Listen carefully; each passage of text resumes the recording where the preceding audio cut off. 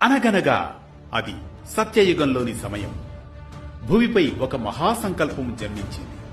ఆ సంకల్పం గంగానదిని స్వర్గం నుంచి భూమికి తీసుకువచ్చింది. అలనాడు సగర చక్రవర్తి అనే మహారాజుకు వేలాది మంది కుమారులు. ఆ కుమారులు సమీపంలో యజ్ఞవేళలో యత్నమున కపిలాశ్రమాన్ని చేరారు. యజ్ఞంలో వారు ఋషి కపిలుని ఆశ్రమాన్ని భంగపరుస్తారు. తమ యజ్ఞానికి భంగం కలగడంతో కపిల మహర్షి ఆగ్రహిస్తారు. కోపాగ్నిలో కపిలముని రగిలిపోతూ, ఓ అహంకారాంధులారా, భస్మం కండి అనగానే క్షణంలోనే కర్మఫలం తాకి కాలి బూడిదగా మారిపోతారు. అలా కపిల మహర్షి శాపంతో సగరపుత్రులు భస్మమవుతారు. వారి ఆత్మలు విముక్తి లేక విముక్తి కోసం ఎదురు చూస్తూనే ఉంటాయి చాలా కాలం పాటు. కాలం గడిచింది. ఆ సగర వంశంలోనే కొన్నాళ్లకు భగీరథుడు జన్మిస్తాడు. కాలక్రమంలో తన పూర్వీకులకు జరిగిన ఈ ఘటన గురించి తెలుసుకుంటాడు భగీరథుడు. హతవిధి, నా పూర్వీకులు ఇలా బాధపడుతూ ఉండగా నేను ఎలా నిశ్చింతగా ఉండగలను? వారికి ఎలాగైనా మోక్షం కలిగించాలి. ఇదే నా ప్రతిన.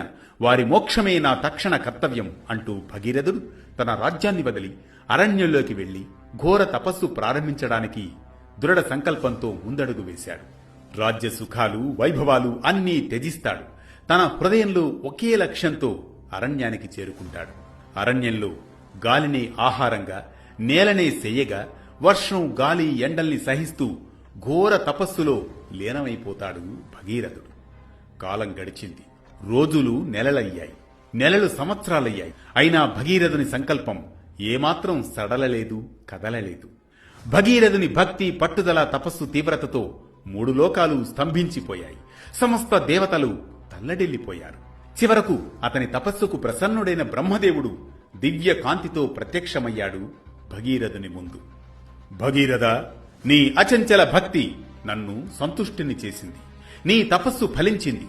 ఏం వరం కావాలో కోరుకో భగీరథ, తప్పక నెరవేరుస్తాను అంటూ అనుగ్రహిస్తాడు బ్రహ్మదేవుడు. ప్రభు, నా వంశానికి సంభవించిన దురదృష్టాన్ని తొలగించాలి. సగర చక్రవర్తి కుమారులు ముని శాపాగ్నిలో భస్మమై విముక్తి కోసం ఎన్నో ఏళ్లుగా ఆర్తిగా ఎదురు చూస్తున్నారు.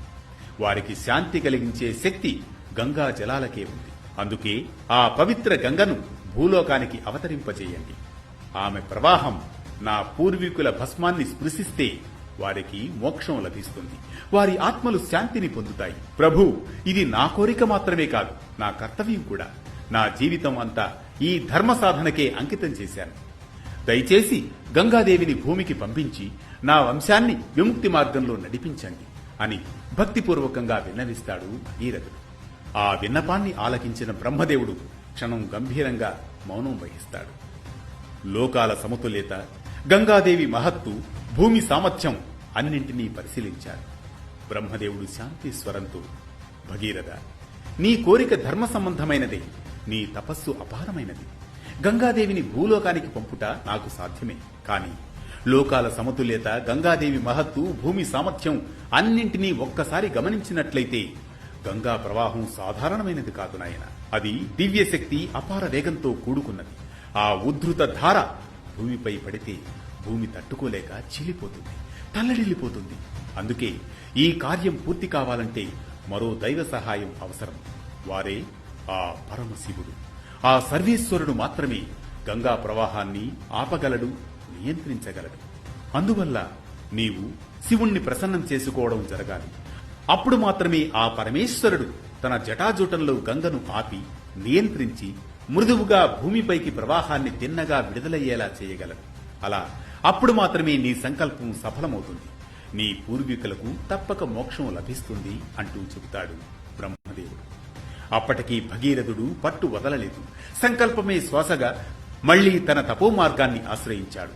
హిమ శిఖరాల మధ్య గాలి వానల నడుమ గడ్డగట్టే చలిలోనూ మండే ఎండలోనూ ఒకే ధ్యాస, ఒకే జపం. ఓ శంకర, గంగావతరణానికి మార్గం చూపు. దేహం క్షీణించింది, కానీ ధ్యానం క్షీణించలేదు. కాలం కరిగిపోయింది, సంకల్పం కదలలేదు. భగీరథుని తపస్సు తారస్థాయికి చేరింది. లోకాలన్నీ ఆ తపోధారకు సాక్షులయ్యాయి. అప్పుడు ఆకాశం నిశ్శబ్దమైంది, గాలి స్తబ్దమైంది, హిమాలయాలు గంభీరంగా కంపించాయి. అనంతమైన కాంతి మధ్య జటాజూటంలో గంగా స్వరూపాన్ని ధరించిన పరమశివుడు ప్రత్యక్షమయ్యాడు. నీలకంఠుని కాంతి ప్రకాశించగా తన త్రినేత్ర దృష్టి భగీరథునిపై పడగా తపస్సు ఫలించిన క్షణమది.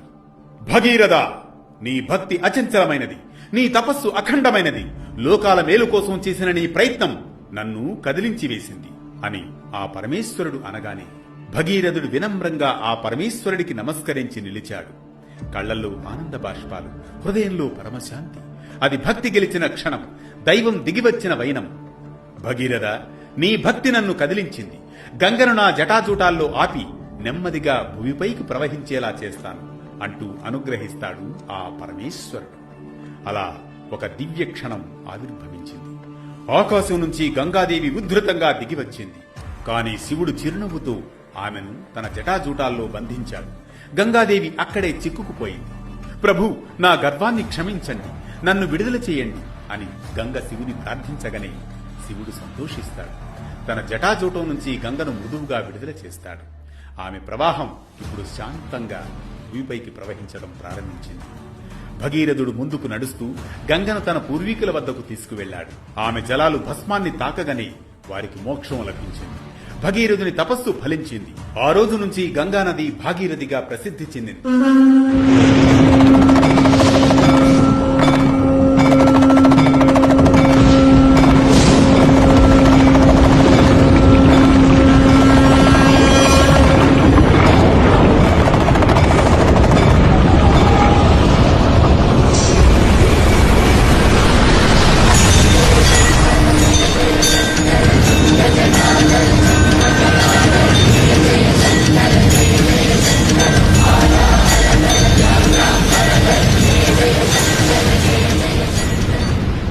గంగ కేవలం ఒక నది కాదు, పాప విమోచనానికి ప్రతీక.